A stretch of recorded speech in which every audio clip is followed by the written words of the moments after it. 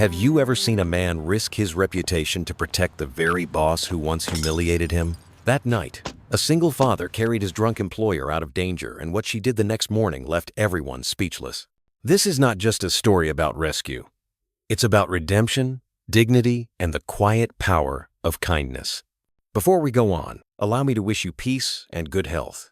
Tell me, from which country and at what time are you watching this story? Let me tell you something about quiet nights in Asheville, the kind where even the mountains seem to be holding their breath.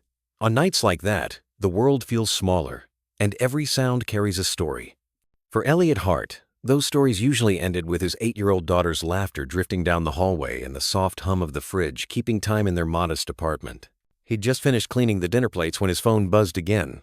5 calls from the same number in less than 20 minutes. He stared at the screen, thumb hovering over the decline button. It was Cassandra Lowell, his boss, the woman who could make grown men whisper curses under their breath at the office coffee machine. Tonight, though, her name on the display looked different, desperate. "Daddy, who keeps calling?" June asked, coloring at the coffee table. Crayons rolled across the wood like small bursts of sunlight. "It's just work, sweetheart," he said, forcing a smile. "Nothing important." The phone buzzed once more, this time a message. "Please help. I'm in trouble." Elliot's stomach tightened. He rubbed the back of his neck, listening to the soft rhythm of rain against the window. Cassandra had spent 3 years making his life difficult late-night deadlines, weekend revisions, cold reminders that family distractions didn't belong at Hart and Lowell Marketing. And yet, that one word, please, was something she had never used. He looked toward June. She had drawn a crooked house with 3 stick figures holding hands. One of them had gray scribbles for hair him, no doubt. His chest warmed, then ached. "Sweetheart," he said softly. "Mrs. Garcia's awake next door, right? Daddy needs to help someone for a little bit." June frowned. "It's raining. You'll get wet. I'll take my old jacket. Promise I won't be long." 30 minutes later, the old Ford's wipers struggled against a downpour thick as silver threads. Downtown lights blurred through the windshield. Elliot turned into the Velvet Lounge, an upscale bar where most of Cassandra's clients liked to show off. Through the window, he saw her posture slumped, hair undone, arguing with a bartender who guarded a set of car keys like treasure. Inside, music thudded low and weary. Cassandra's designer blouse was stained with wine. Mascara streaked beneath her eyes. She was insisting she could drive, voice sharp but slipping. "Do you know who I am?" "Yes, ma'am," said the bartender, patient but firm. "That's why I'm not giving you these keys." When she spotted Elliot, her face lit up with misplaced relief. "See, he knows me. Tell him, Elliot. Tell him I'm fine." He sighed. "I'll take her home," he told the bartender. "She's my boss." "Lucky you," the man muttered, sliding over the keys. As Elliot guided her toward the door, Cassandra mumbled about meetings, about clients who didn't understand vision. Her heels clicked unevenly across the tile. Outside, the rain cooled her flushed cheeks. "Why are you helping me?" she asked, words slurred but trembling. "I've been awful to you." He buckled her seatbelt before answering. "Because it's the right thing to do." She turned her head toward the window, eyes glistening. "Everyone says that until it costs them something." Elliot didn't reply. He focused on the road, headlights carving tunnels through the storm. Behind them, the Velvet Lounge grew smaller, its neon sign flickering out like a heartbeat fading into the night. Cassandra's building stood tall over the sleepy downtown, its glass facade catching the rain like 1,000 tiny mirrors. Inside the lobby, the night doorman gave them a look. Elliot knew too well the quiet, amused sympathy reserved for men escorting trouble. Cassandra nearly tripped on the marble step. He caught her arm, steadying her. Her perfume carried a hint of jasmine and wine. "It's not what it looks like," Elliot muttered, and the doorman simply smiled, the kind that said, "Son, I've seen it all before." The elevator ride was silent, except for the hum of cables and Cassandra's unsteady breathing. When the doors opened, her apartment greeted them with cold precision. Black and white furniture, chrome edges, not a photo in sight. The place looked expensive and empty. "Bathroom," she murmured. He guided her to the right door, then waited by the kitchen, uneasy. He found a glass and poured water from a bottle lined up perfectly with 4 others. On the refrigerator, one lone photo clung by a silver magnet. A younger Cassandra beside an older woman with kind eyes. They were laughing, really laughing. "That was my mother," Cassandra said suddenly behind him. She looked smaller without her heels, hair falling from its clip. "She died 5 years ago today." "I'm sorry," Elliot said, handing her the water. Their fingers brushed. Hers were cold. "I know I've been terrible to you," she whispered. "You could have left me there tonight." He hesitated. Losing someone changes the way we see the world. Sometimes it hardens us. Before she could answer, her phone buzzed. She glanced at the name and blanched. "Richard Pierce," she said, CEO of their biggest client. "Against his advice," she answered. Her voice flipped into the professional mask he knew too well, but it cracked when the man on the line began shouting. Words like unprofessional and termination sliced through the air. Cassandra froze. Elliot gently took the phone. "Mr. Pierce, this is Elliot Hart. Miss Lowell just received some very difficult personal news. I'm helping her home safely. Can we speak Monday about your concerns?" There was a pause, then a sigh. "Fine, Monday, 9 a.m. The call ended. Cassandra stared at him, eyes wide. "You just saved my career," he shrugged. "Everyone deserves a second chance." She exhaled, trembling. "Your daughter June, right? The recital I wouldn't let you attend?" "Yeah." "I'm sorry, Elliot," she murmured, sinking onto the couch. "Truly sorry." He watched her drift into uneasy sleep, then placed the glass beside her. On his way out, he looked once more at the photo of her mother. The smile in it seemed to belong to another life entirely. By the time he reached his truck, the rain had softened to mist. He drove home through empty streets, headlights carving pale tunnels through the fog. Mrs. Garcia met him at the door, hair in curlers, arms crossed but kind. "She's been asleep since 9, she whispered. "Thank you," he said, pressing a few bills into her hand. Inside, June was sprawled across the couch, her drawing book open to a new picture. 3 stick figures under an umbrella. The smallest one had long hair and a smile. Elliot smiled faintly, tucking a blanket around her. He should have felt exhausted, but his thoughts kept circling back to Cassandra Lowell, the woman who'd ruled the office like winter itself, now shivering on her couch with ghosts for company. He didn't know what tomorrow would bring, only that tonight had changed, something neither of them could name. Outside, dawn crept over the Blue Ridge, pale and cautious, as if the mountains themselves were waiting to see what kind of morning this would become. Morning light spilled across the mountains like gold dust, softening the edges of Asheville's rooftops. At Hart and Lowell Marketing, the hum of printers and the smell of burnt coffee filled the air. Elliot sat at his cubicle, pretending to review a campaign draft. His mind, however, was still at Cassandra's apartment, the fragile image of her asleep on the couch. Mascara smudged, the photo of her mother glowing faintly on the fridge door. He'd half expected an email firing him for daring to see her so vulnerable. Instead, his inbox was silent. That, somehow, felt stranger. By mid-morning, Cassandra appeared.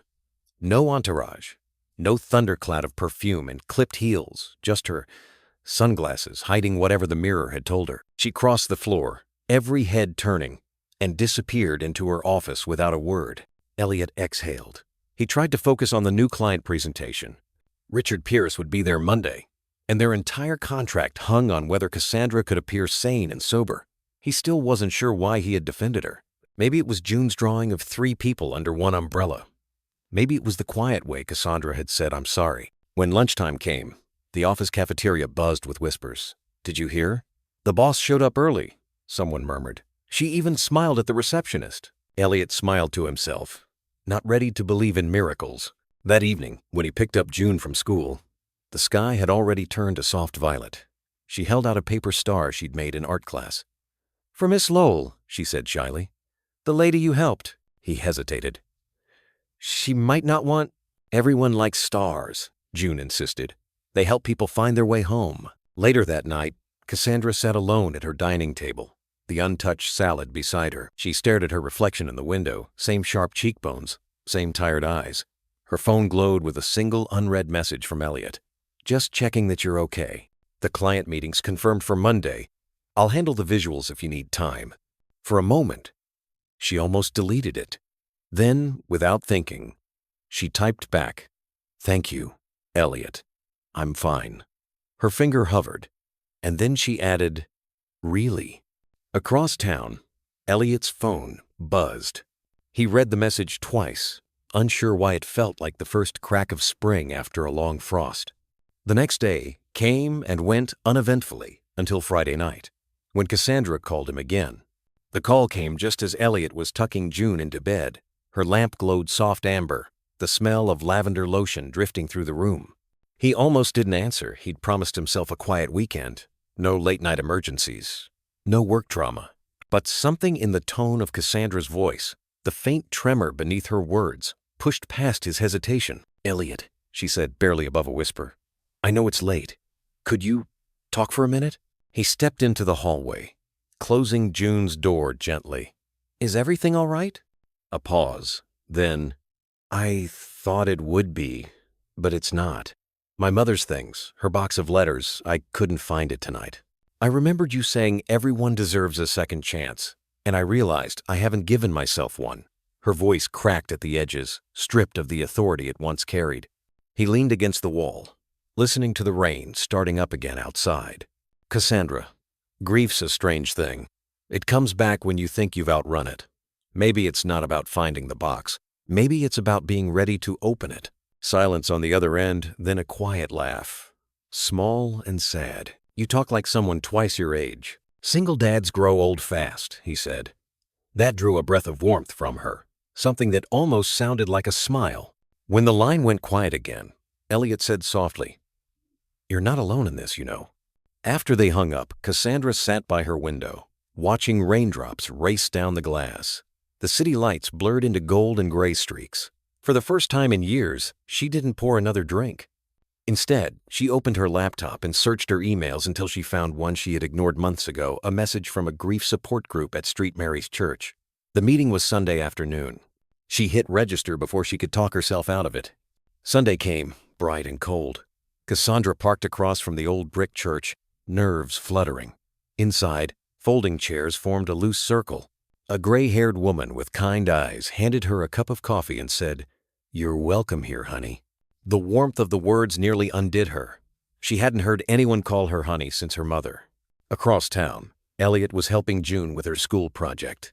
She was cutting out paper hearts, glue sticking to her fingers. "Daddy, are people allowed to get better?" she asked suddenly. He looked up. "What do you mean, sweetheart? Like, if they've been mean before, can they become nice again?" Elliot smiled, setting down the scissors. "Sure. Sometimes it just takes someone believing they can." June nodded thoughtfully, then wrote something on one of her paper hearts. "Everyone can start over." That night, as Cassandra left the church hall, she noticed the rain had stopped. The air smelled of pine and wet pavement. When she reached her car, she saw a small paper star tucked under the windshield wiper, glittery, hand-drawn and taped carefully. A child's handwriting looped across it. "For Miss Lowell. Stars help people find their way home." Her breath caught. She looked around, but the street was empty except for the echo of church bells fading over the hills. For the first time in a very long while, Cassandra Lowell cried, but not from grief. Monday mornings in Asheville always carried the smell of fresh rain and roasted coffee from the corner cafes. But this Monday, the city seemed unusually still, as if even the air was waiting to see what Cassandra Lowell would do next. Elliot parked his pickup near the office and sat for a moment, hands on the steering wheel. He had barely slept. The memory of Cassandra's trembling voice from the phone call and the thought of that child's star she'd found had stayed with him. He wasn't sure what she would be like today. Maybe she'd revert to the cold executive he'd worked under for years. Or maybe, just maybe, something had shifted. When he finally stepped inside, the usual chatter of keyboards and phones greeted him. But something was off. His coworkers were whispering, trading glances toward the glass hallway. There, standing beside his desk, was Cassandra herself, holding 2 steaming paper cups. "Good morning, Elliot," she said softly, her voice steady but stripped of its old edge. "Black with 1 sugar, right?" He blinked. In 3 years, she had never once remembered his coffee order, let alone brought him any. Yes, thank you." "You're welcome," she said almost awkwardly, as if the words themselves felt unfamiliar. Then, "When you have a moment, could you come to my office?" The office buzzed with disbelief as she walked away. Elliot could practically feel the eyes following him. He waited a minute, took a breath, then followed. Inside her office, sunlight spilled through the tall windows. Cassandra stood by her desk, the same spot where she had once issued deadlines like battle orders. But today she looked different, her hair loose, her tone calm. A faint tremor betrayed the effort it took to hold herself steady. "I remember everything about Friday night," she said, "and I want you to know that." He opened his mouth to protest, but she lifted a hand. "Please, let me finish. You helped me when you had every reason not to. You even saved my reputation with Richard Pierce." She motioned toward a folder on her desk. "I reviewed your file over the weekend. You've been one of our top performers for years, despite my unkindness." Elliot said nothing. He wasn't used to this version of her, the one who paused to choose her words carefully, who sounded almost human. "I've denied your requests for flexible hours," she continued quietly. "Overlooked you for promotion twice. I took out my grief on you because you reminded me of everything I'd lost." She turned away, eyes glistening. "I envied you, Elliot. You have what I never could. Hold on to a family that still needs you." Elliot felt the old resentment in him melt, replaced by something gentler. "You don't need to explain," he said. "Yes, I do," she insisted, "because this stops today." She pushed the folder toward him. Inside were promotion papers, his name at the top, Senior Creative Director. A salary increase, flexible hours, autonomy. Everything he'd quietly hoped for but never expected. He looked up, speechless. "Why?" Cassandra smiled faintly. "Because you deserve it. And because I'm done punishing the wrong people." The air between them hung thick with words, unsaid. Grief, guilt, relief. Finally, Elliot reached across the desk, his hand resting briefly over hers. "Thank you," he said simply. Outside the glass wall, the city shimmered under the sunlight breaking through after days of rain. Neither of them noticed that Richard Pierce's assistant had just sent a meeting confirmation email. Monday, 9 a.m. client visit, rescheduled. What Elliot didn't know was that this new beginning at work was only the surface of Cassandra's transformation.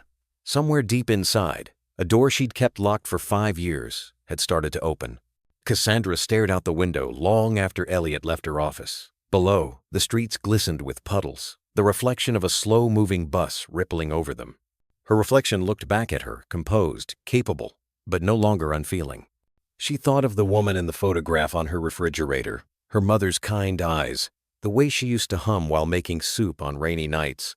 For the first time in years, Cassandra wondered what her mother would think of her now. Across the office, Elliot returned to his desk, the promotion folder still warm in his hands. He should have felt triumphant. But what lingered instead was something quieter, a weight, like the calm after a storm. 3 years of resentment and exhaustion had built up between them, and somehow, in one morning, she dismantled it with humility he never expected. When lunchtime came, Cassandra walked through the office again. This time, her stride was different, still poised, but no longer defensive. A few heads lifted from computer screens, unsure whether to greet her. She offered small smiles, nothing forced. Even the receptionist blinked in surprise when Cassandra said, "How's your mother doing? You mentioned she wasn't well last week." Back in her office, her phone rang. The name Holden Pierce flashed on the screen, Richard Pierce's son, and the man who had been ready to pull their contract days ago. Cassandra steadied herself before answering. "Miss Lowell," he said, his tone brisk but polite. "I wanted to thank your team for how things were handled Friday night. My father told me you had assistance getting home safely. We've decided to continue the campaign and expand it." Cassandra exhaled slowly. "That's good news, Mr. Pierce. I appreciate the reconsideration." "Actually," he said, his tone softening, "I wanted to say something personal. My mother passed away last year. I know what those anniversaries can do to a person. I'm glad someone was there for you." For a moment, Cassandra couldn't find her voice.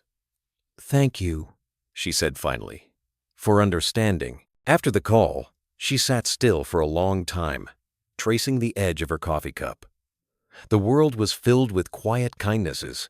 It seemed ones she had ignored while keeping herself busy enough to feel invincible. Late that afternoon, Elliot gathered his things. "Heading out early?" one of the junior designers asked, smiling. "You've got a new boss now, one who brings coffee." Elliot chuckled, shrugging into his jacket. "Don't jinx it." When he reached home, June was waiting by the window, her small hands pressed against the glass. "Daddy, look," she said as he came in. "It stopped raining. Can we go for ice cream?" He hesitated, then smiled.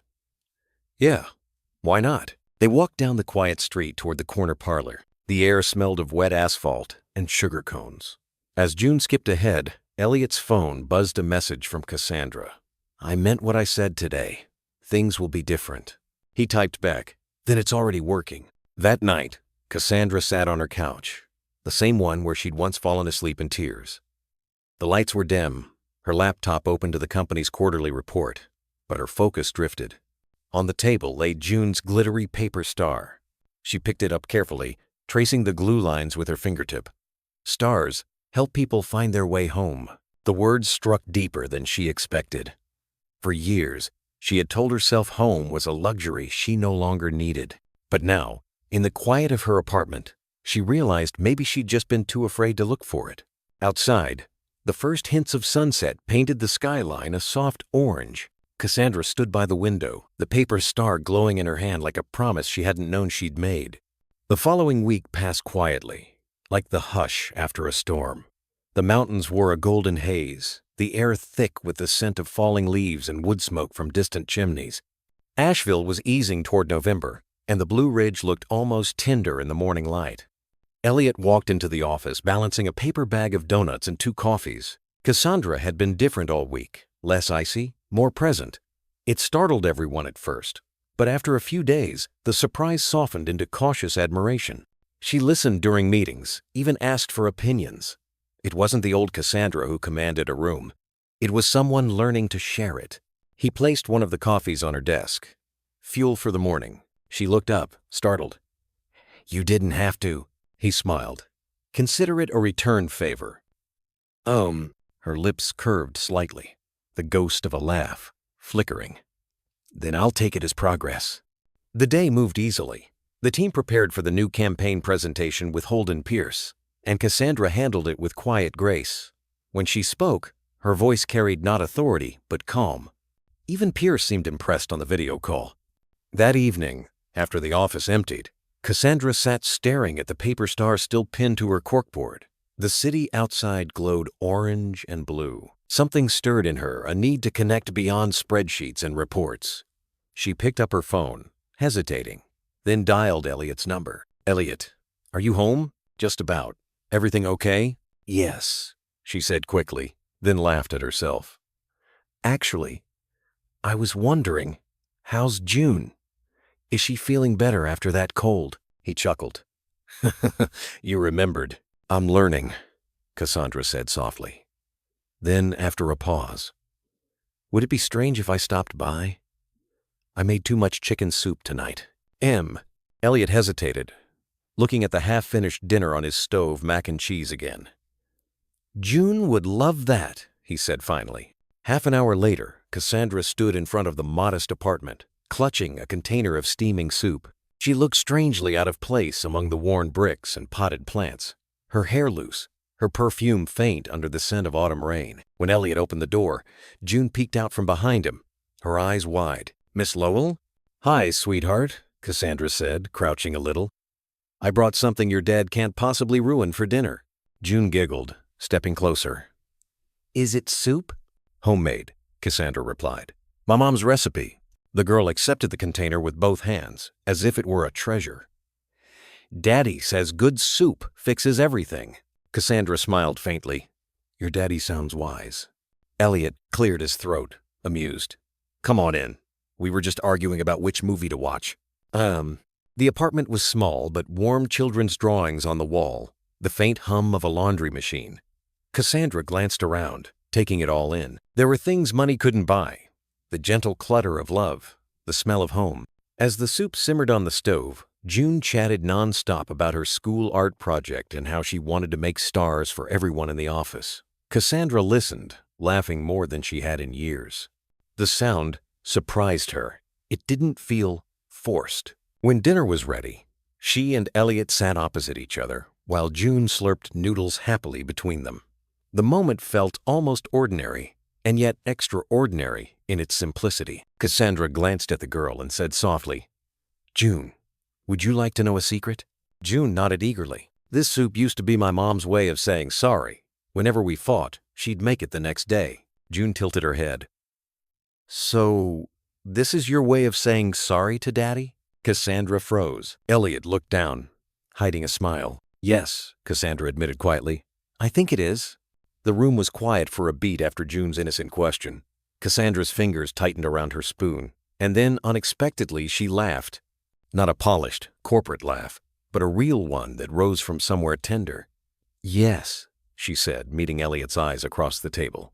"I guess that's exactly what it is." June grinned, satisfied, and returned to her soup, as if she'd just solved a mystery. Elliot shook his head, smiling. "Out of the mouths of babes," he murmured. Later, while June stacked dishes in the sink, Cassandra helped Elliot wipe the table. Their hands brushed once, and neither moved away. The small kitchen hummed with the ordinary sounds of family running water, the click of plates, a child humming to herself. For Cassandra, it felt almost like being back in her mother's kitchen, the night air outside filled with rain and forgiveness. When June excused herself to finish homework, Elliot poured 2 mugs of tea. "She likes you," he said. Cassandra looked down at the steam curling upward. "She reminds me of who I used to be, before everything." They stood by the window, watching drizzle bead against the glass. "You know," Elliot said quietly, "you don't have to be anyone else here. She doesn't care about titles." "I'm starting to see that," Cassandra replied. "Maybe that's why this place feels safe." And for a while, they simply watched the streetlights shimmer on wet pavement. Then Cassandra reached into her purse and took out a small envelope. "I brought something else," she said, handing it to June when the girl returned. Inside was a faded photograph, 2 women, Cassandra and her mother, laughing in a sunlit park. "My mom used to tell me," Cassandra said, voice low, "that kindness is like soup, you pass it on warm before it grows cold." June studied the picture carefully. "She looks nice. You should put this on your fridge so you don't forget." Cassandra smiled, eyes shining. "That's a good idea." When the night deepened, she rose to leave.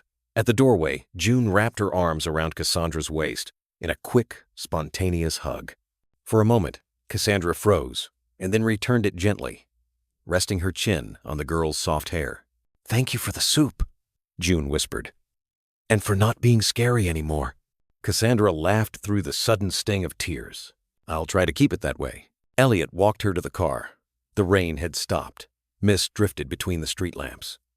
"You didn't have to bring dinner," he said, hands tucked in his pockets. "I did," she answered. "It felt right." He nodded, watching her start the engine. "Drive safe, Cass." Her heart skipped at the sound of her name, shortened, familiar. "Good night, Elliot." As she pulled away, the wiper swept across the windshield, revealing her reflection faintly smiling back. For the first time in years, she didn't feel like running from it. Back inside, Elliot found June asleep on the couch, the photo still clutched in her hand. He eased it free and placed it beside the paper star on the shelf. The two glimmered together under the lamplight symbols of something quietly mending. Outside, the wind carried the scent of pine and distant rain. And for both Cassandra Lowell and Elliot Hart, the world seemed to have shifted by just a few degrees, enough to make room for hope. The next morning dawned clear and soft over Asheville. The rain had washed the air clean, leaving the streets shining like polished glass. Elliot sat by the window of the Maple and Hearth diner, stirring his coffee absently. The smell of bacon and maple syrup mingled with the low hum of conversation. He wasn't used to waiting on anyone, but today he was waiting for Cassandra. Outside, the sign for the Blue Ridge Harvest Festival flapped gently in the wind.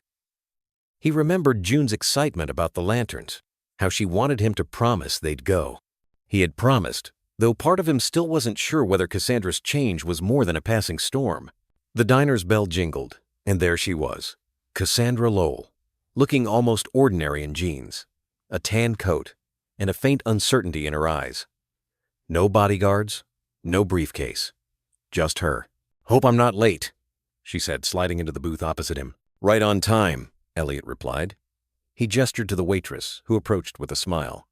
"2 coffees, Sherry." "Sure thing, sugar," the woman said, pouring the steaming brew. "Y'all want pancakes today? They're half off for locals." "Yeah." Cassandra blinked at the warmth in the waitress's tone. "Maybe just toast."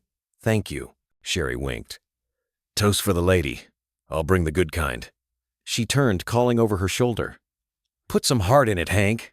When she left, Cassandra exhaled. How do people do that? Do what? Be so kind.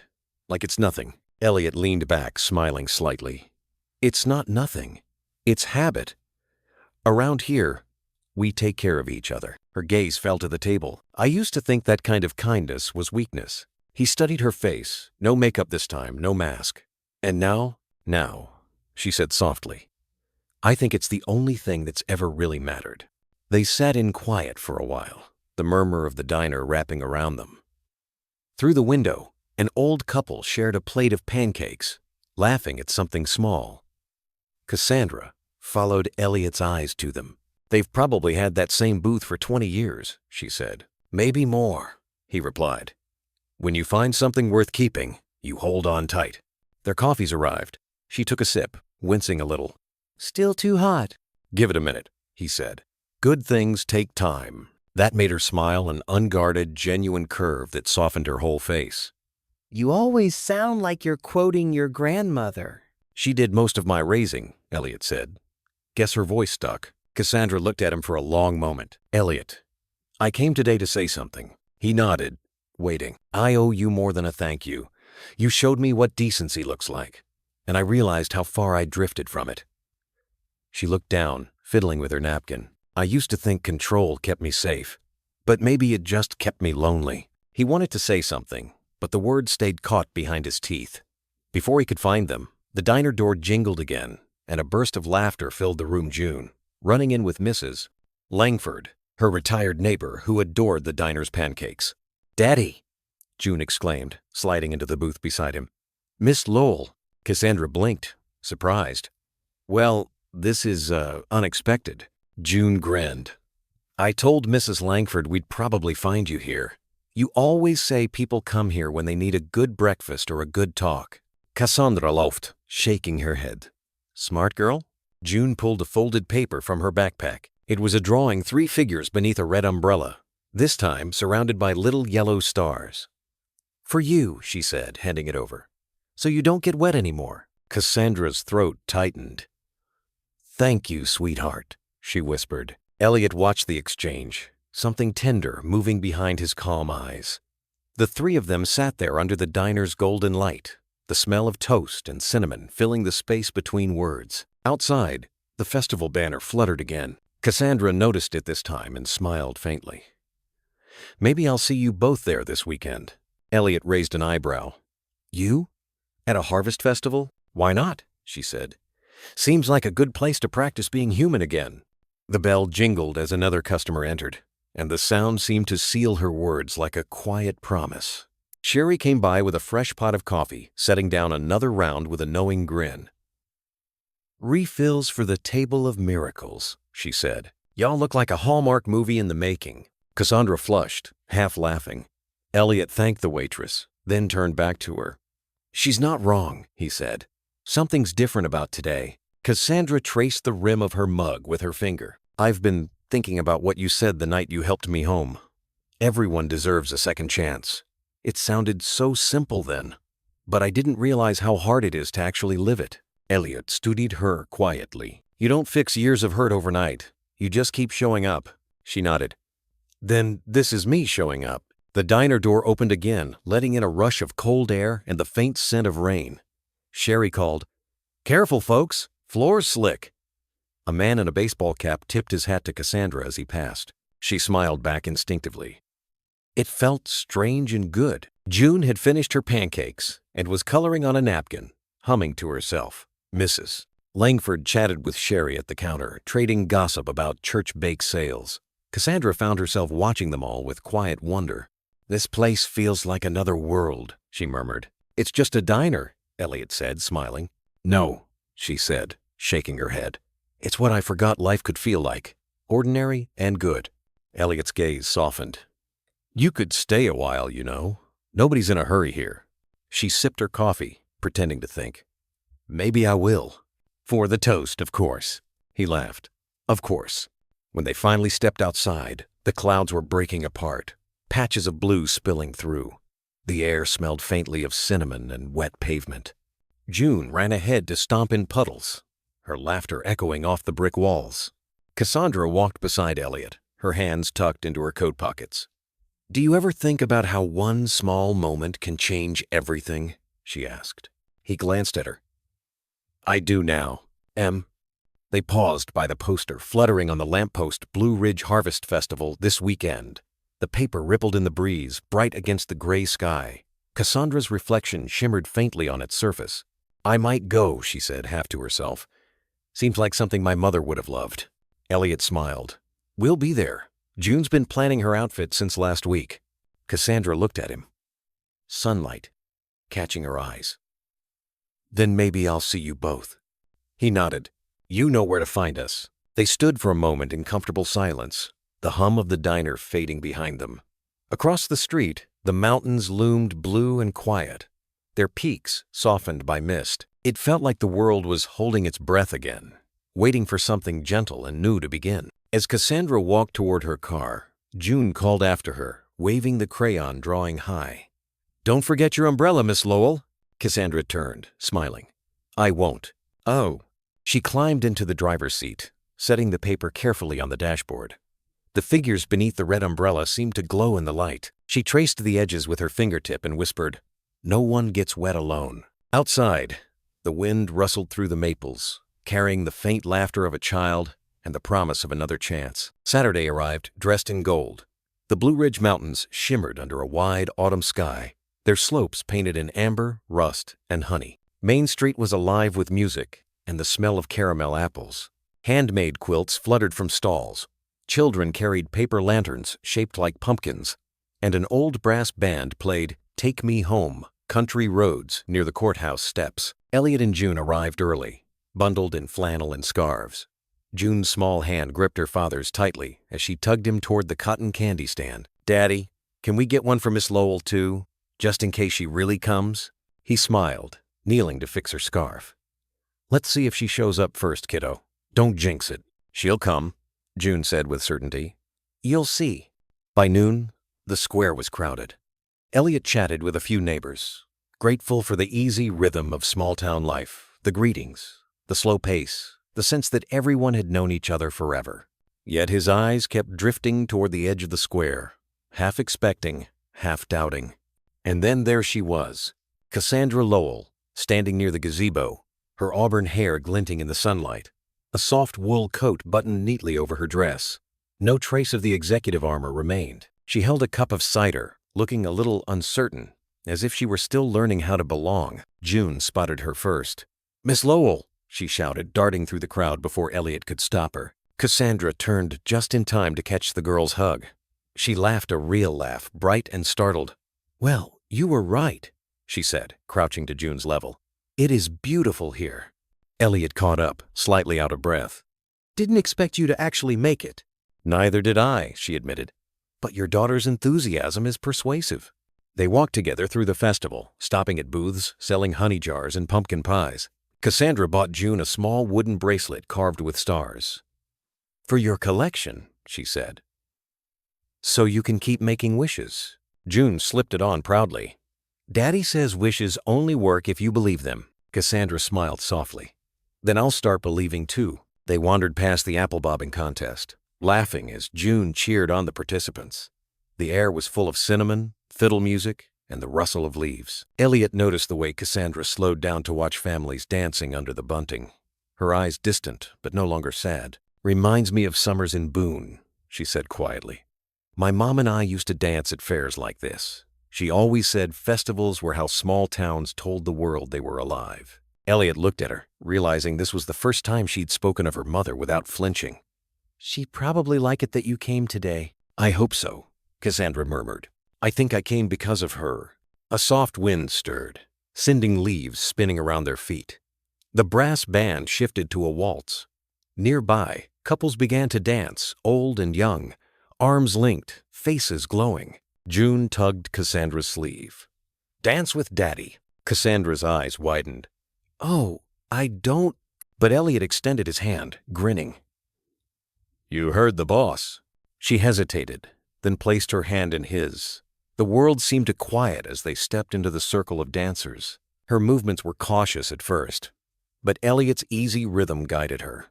The air smelled like cider and pine, laughter threading through the music. For a brief, unguarded moment, Cassandra forgot everything else, the offices, the regrets, the long nights alone. There was only the warmth of his hand, the sound of June's giggles nearby, and the feeling that maybe, just maybe, she was allowed to belong. The song ended too soon. They stepped apart, both a little flushed, both smiling. "Not bad for your first festival," Elliot said. "Not bad at all," she replied, breathless. "Though I'm sure people are talking." "Let them," he said softly. "They'll come up with wilder stories than the truth anyway." Cassandra laughed again, tilting her head back toward the blue sky. "Maybe that's okay." From the stage, the announcer called out, "Lantern lighting at dusk, folks. Don't miss it." June clapped her hands. "Can we stay, please?" Elliot looked at Cassandra. She nodded. "I'd like that."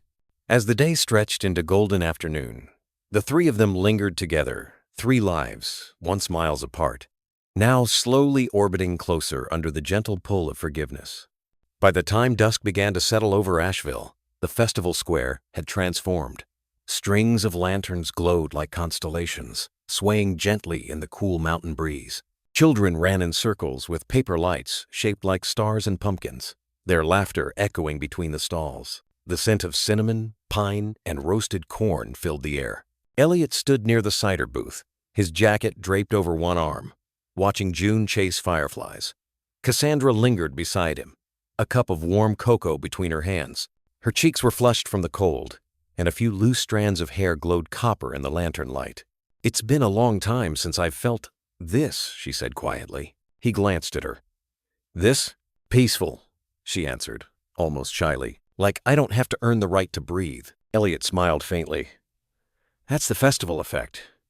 Makes even the busiest folks slow down." Cassandra nodded, her gaze drifting toward the crowd. "Do you ever wish you could freeze a moment?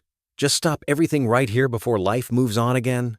He looked at her, the golden reflections flickering in his eyes. "Sometimes. But if things never changed, we'd never know how good it feels when they finally do." Ugh. The band struck up a slower tune. Soft fiddles mingled with the gentle strum of a guitar. Couples began gathering near the gazebo again, lanterns swaying above them like warm stars. June ran up, holding 3 paper lanterns, one shaped like a heart, one like a moon, and one like a simple white star. "Miss Lowell, this one's for you," she said, handing Cassandra the star. "You have to make a wish before we let them go." Cassandra crouched down, smiling. "What should I wish for?" June grinned. "Something you really, really want. But don't tell anyone or it won't come true." Cassandra closed her eyes, holding the lantern gently. When she opened them, Elliot was watching her. "Made it?" he asked. "Yes," she whispered. "Something simple." Together, they joined the line at the edge of the field where families waited to release their lanterns. The announcer's voice carried over the crowd. "On 3, folks! 1, 2, 3!" And hundreds of lights lifted into the evening sky, rising like a river of gold. Cassandra's breath caught as her lantern floated upward, drifting beside June's and Elliot's. For a long moment, she simply watched, quiet, moved, her eyes glistening. Elliot said softly, "Beautiful, isn't it?" She nodded, her voice barely a whisper. "It feels like letting go." They stood shoulder to shoulder, looking up as the lanterns disappeared into the stars. Around them, people clapped and cheered.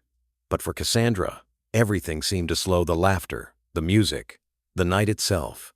When she finally turned to Elliot, her expression was open, unguarded.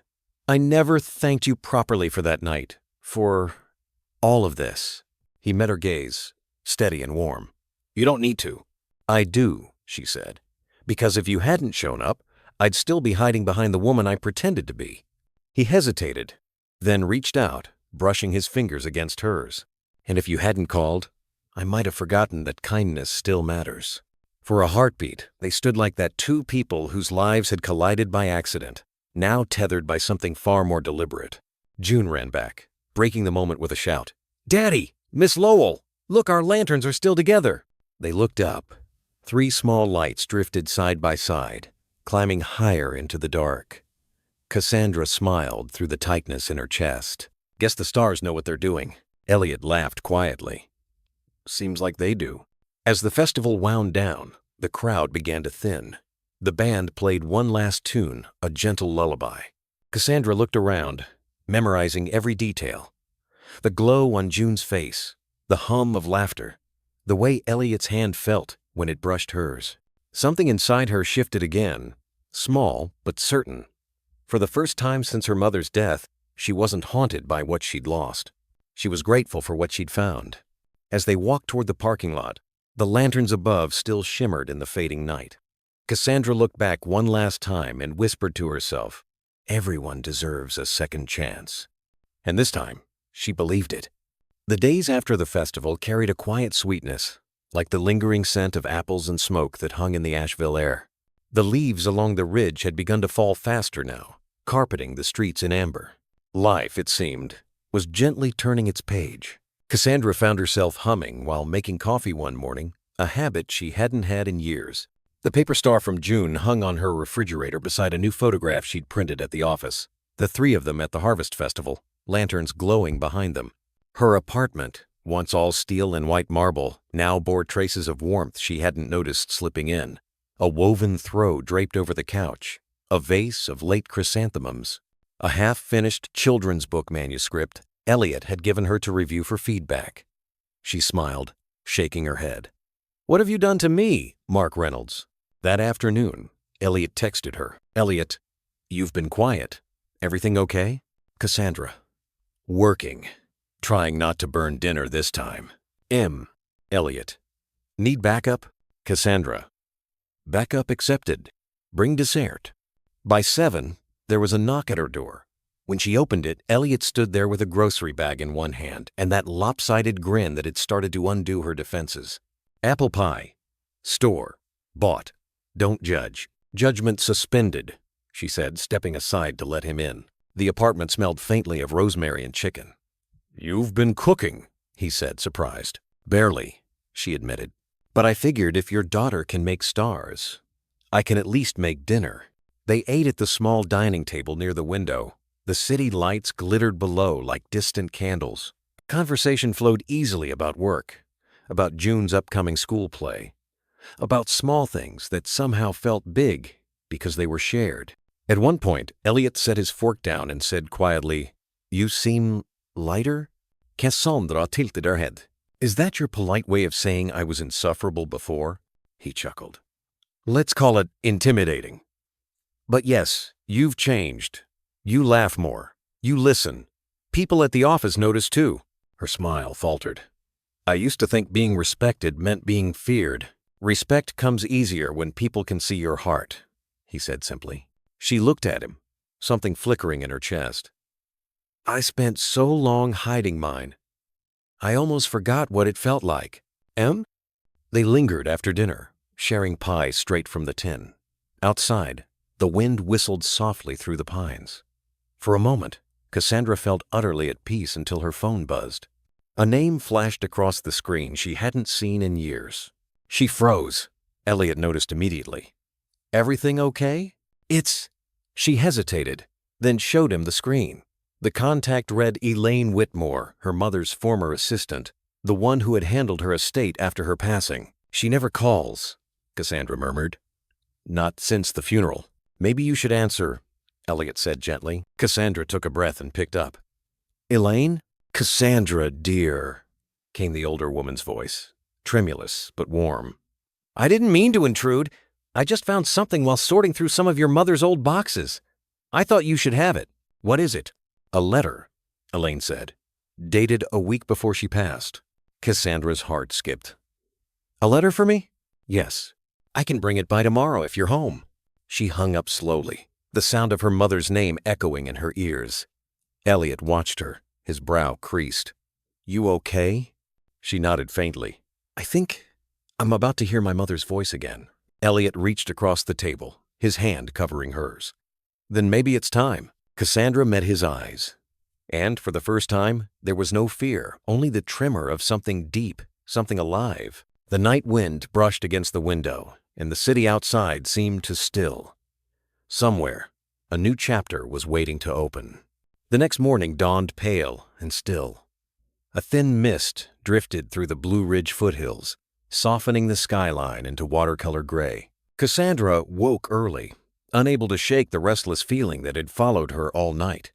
On her kitchen counter sat a single mug and a folded napkin from the diner Elliot's small joke from last night. He'd written on it in his rough handwriting, "Good luck with the letter.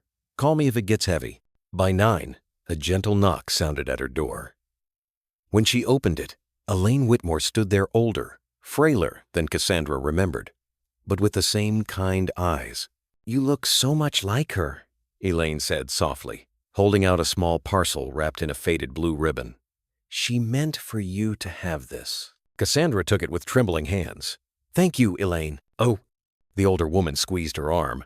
"She was proud of you, you know, even when you wouldn't take her calls." When Elaine left, Cassandra set the parcel on the table. For a long moment she just stared at it, afraid to break the seal.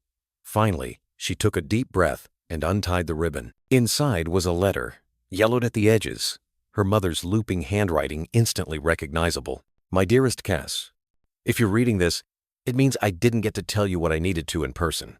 You were always so strong, too strong sometimes. After your father died, you decided the only way to survive was to harden your heart. I tried to reach you, but I see now that pain makes us all stubborn in our own ways. I don't want you to spend your life trying to outrun loss, sweetheart. Love is not the enemy of strength. It's the proof of it. Promise me you'll let someone in. Don't be afraid to start again. And Cass, remember this. Forgiveness isn't a gift you give to others. It's the home you build for yourself. With all my love, always. Mom." The words blurred as tears filled Cassandra's eyes. She pressed the letter to her chest, her body trembling with everything she'd held back for years. For the first time since her mother's death, she cried not from anger, but release. The sound of a knock startled her. She wiped her cheeks quickly and opened the door. Elliot stood there, holding a paper bag that smelled faintly of cinnamon rolls. "I brought breakfast," he said, his tone gentle. "I thought you might need company." She tried to smile, but her voice broke. "She wrote me a letter." He stepped inside, closing the door softly behind him. "Do you want to talk about it?" Cassandra nodded, handing him the folded page. As he read, silence filled the room except for the slow ticking of the clock. When he looked up, his eyes were damp. "She sounds like she knew exactly what you needed to hear." She always did," Cassandra whispered. "I just wasn't ready to listen." Elliot reached for her hand, and this time she didn't hesitate. "You're listening now," he said. She nodded, her fingers curling around his. "I am." They sat together in the quiet morning light, the letter resting between them like a bridge across time. Outside, the city began to stir the hum of cars, the laughter of children on their way to school. Cassandra looked toward the window, where sunlight broke through the fog, spilling gold across her table. "I think I'm ready," she said softly. "For what?" "To stop being afraid," she answered. "To let myself have a family again." Elliot smiled, warm, steady, a little disbelieving. "You already do, Cass. You just didn't see it yet." She leaned against him, her head resting lightly on his shoulder. The letter lay open, fluttering slightly in the morning breeze like a whisper from the past. Outside, the wind carried the scent of coffee and pine. Somewhere far above, the last of the lanterns from the festival still floated unseen, fading into the dawn. And Cassandra Lowell, once the woman who ruled her world through fear, closed her eyes and finally, peacefully, began to let love in. Winter had brushed gently across Asheville. Frost clung to the edges of windows, and the river shimmered like glass beneath the thin morning sunday. From Cassandra's apartment, the mountains looked washed in silver, quiet, peaceful, eternal. Inside, warmth filled every corner. The smell of pancakes, the sound of June's laughter, the crackle of a small fireplace Elliot had insisted on fixing himself. It had been 6 months since the Harvest Festival. 6 months since a single act of kindness had turned strangers into something resembling family. Cassandra moved easily through the kitchen now, her once pristine counters cluttered with crayons, coffee mugs, and the gentle chaos of living. June sat at the table, drawing another paper star. "This one's for Christmas," she said proudly. "It has sparkles, so it'll catch the light." Elliot leaned against the counter, smiling. "You're turning her into an artist." Cassandra laughed softly. "Or she's turning me into one." Life, she thought, no longer felt like a race she had to win. It was a home she'd finally learned to build one small moment at a time. When breakfast was done, Elliot grabbed his coat. "You ready for the big day?" Cassandra raised an eyebrow. "Big day?" He grinned. "You forgot, didn't you? The children's book pitch meeting. The publisher's coming down from Charlotte." Her eyes widened. "That's today? Relax," he said. "You'll be great. You're the one who convinced me to finish it in the first place." "I only gave feedback," she protested. "You gave me courage," he corrected. "Same thing." She smiled, a soft flush touching her cheeks. "Well, let's not be late then." The meeting took place at the same diner where their friendship had begun. Sherry, the waitress, had insisted on saving them the corner booth. "My lucky table," she declared, plunking down 3 cups of cocoa. "For the dreamers."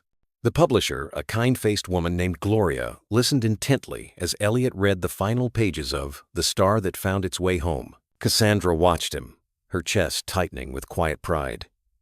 Every word he spoke carried a piece of their journey. The late nights, the forgiveness, the fragile hope stitched into every chapter. When he finished, Gloria closed the manuscript carefully. "It's beautiful," she said simply, "and heartfelt. We'd be honored to publish it." June squealed with delight. "Daddy, you did it!" Elliot laughed, looking at Cassandra. "We did it." Then, after the meeting, they walked along the riverfront, the water shimmering beneath the pale winter sky. "So," Elliot said, "that's one dream down. What's next for you?" Cassandra hesitated, her gaze on the current. "I think I'd like to build something real. Not another company, but a life that feels like this, quiet, honest, full." He nodded. "You already started." She smiled. "Maybe, but I want to make it official." Elliot blinked. "Oficial?" Before he could ask more, June came running from the path ahead. "Daddy, Miss Lowell, come see." She pointed toward the park, where a group of families were hanging lanterns again for the winter festival, a smaller version of the one in autumn. Cassandra and Elliot exchanged a glance and followed. The air was cold, their breaths turning to white ribbons. Children's laughter rang out as they tied paper wishes to the trees. June handed Cassandra a small folded note. "You have to write yours, too." Cassandra knelt, taking the pencil. "I wish for courage to keep this love." She folded it carefully and tied it to a low branch, where it fluttered among dozens of others. As she stood, Elliot's voice came soft beside her. "You don't need to wish for that, Cass. You already have it." She looked up at him, and the space between them seemed to disappear. The world around them faded, the noise, the wind, the cold. All that remained was the quiet thrum of their hearts. "I never thought I'd get another chance," she whispered. "Sometimes second chances are just the universe's way of saying it's not done with us yet," he said. Her eyes glistened. "Then I'm not done either." And before she could think twice, Cassandra reached up, brushing his cheek gently, then kissed him softly. Sure of it this time. June's delighted voice cut through the moment. "Finally!" And they laughed, breaking apart but not stepping back. Cassandra shook her head, smiling. "You planned this, didn't you?" Elliot grinned. "The festival? Maybe. The kiss? That was all you." She leaned her forehead against his, whispering, "Then I guess we're both home." That night, the apartment glowed with the soft warmth of Christmas lights. The tree stood small but proud in the corner, dressed with June's handmade stars and paper angels. A faint tune played from the old radio, Nat King Cole, crooning about chestnuts and love that lasts through the years. Elliot sat on the couch reading The Star That Found Its Way Home aloud, the newly printed copy in his hands. June leaned sleepily against Cassandra, her eyelids fluttering as she listened to her father's voice. When he finished the last line, "Sometimes home isn't a place, but the people who wait for you with light in their hands, June whispered. That's my favorite part, and drifted into dreams. Cassandra gently carried her to bed, tucking the quilt under her chin. For a moment she stood in the doorway, watching the child sleep, her small hand curled around one of the glittering stars. Then she turned off the light and closed the door softly. Back in the living room, Elliot was by the balcony, looking out at the city lights scattered like fallen stars. Cassandra joined him, wrapping a blanket around both their shoulders. The winter wind brushed her hair against his cheek. "She's happy," he said quietly. "She's hope," Cassandra replied. "I didn't realize how much I needed that until she gave it to me." He turned to her, smiling. "She's got a talent for fixing hearts." "So do you," Cassandra said, and reached for his hand. Elliot hesitated just long enough to pull something small from his jacket pocket, a worn velvet box. "I didn't plan this tonight," he said softly, "but I don't want to wait anymore." Her breath caught. "Elliot." He opened the box.